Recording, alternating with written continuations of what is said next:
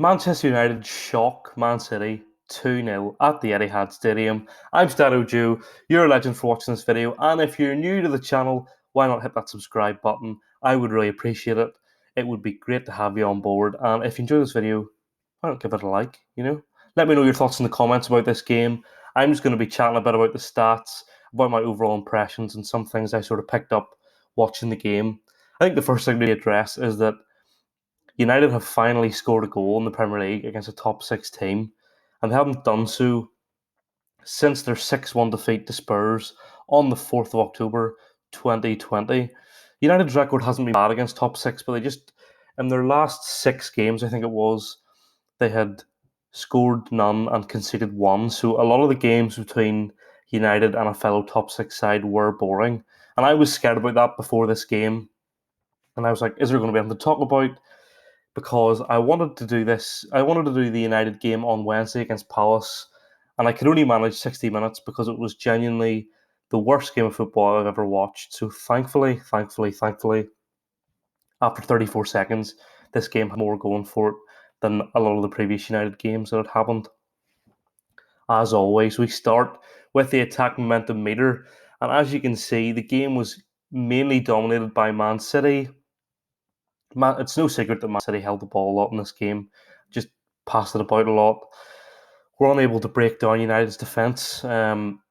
United's defence were really, really solid, and I think that's a huge testament to them. And the game plan that they had put in place was fantastic, and I think they executed it perfectly. And City didn't really have any answers for them, but you can sort of see, United had a really good start to the game, and that sort of came from the penalty. So obviously, if you didn't watch the game, City conceded a penalty after 34 seconds, which United then went and scored. And then they had the first 10 minutes, they sort of had that confidence of sort of taking the game to City, and then inevitably sat back, let City come to them, and then that was the rest of the game, really. Of course, they did have that brief spell where they got the goal on the counter attack, and they sort of enjoyed a bit of possession here and there, but it was the majority of the game was played by Man City in United's half. United did get on the counter a fair number of times. They looked really threatening.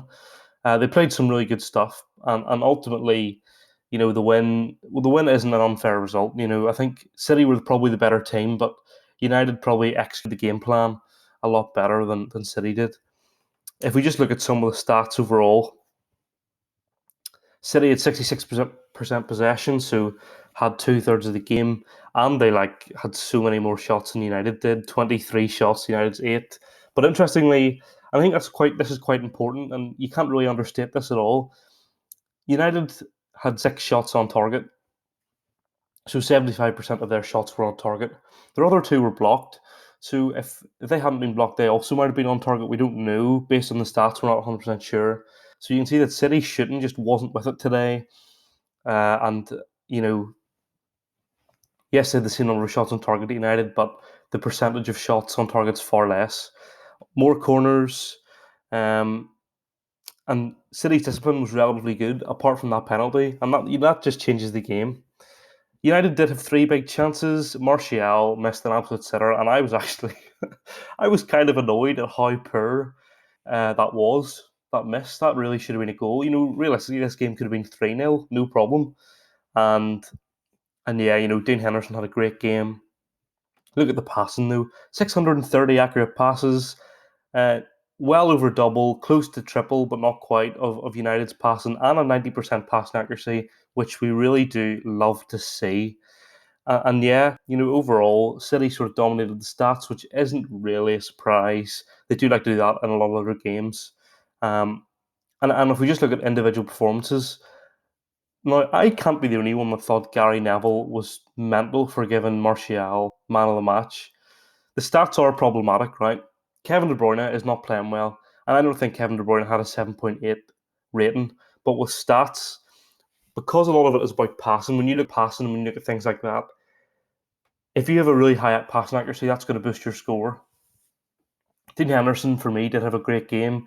I think he looked really, really confident in Nets United. I think that is the fact that he's playing so well and for United can only be a positive from a United point of view. But overall player performances, everybody played pretty decent. I thought, Sterling really did have a bit of a poor game. I didn't think Martial played well really at all, and I'm not a big fan of Dan James. I don't really see what Dan James adds to the United side, but I could be wrong. Let me know in the comments if I'm unfair in saying that. And overall, I thought it was a really good game of football, really interesting game of football, and I really enjoyed it from a neutral perspective. I really enjoyed it. So what does this mean for the league table? No surprises. City are still top. United are in second. There's 11 points between them. It just means that really it's a bit interesting. But if City had won that game, that would be the league over. But there's 10 games left. There's 11 points.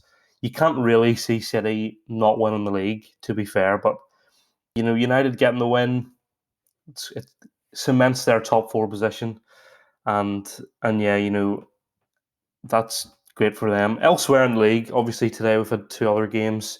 There was a 0-0 draw between Newcastle and West Brom, and Fulham beat Liverpool 1-0. So in terms of the relegation scene, now what we're seeing is we have 1, 2, 3 all within a point of each other.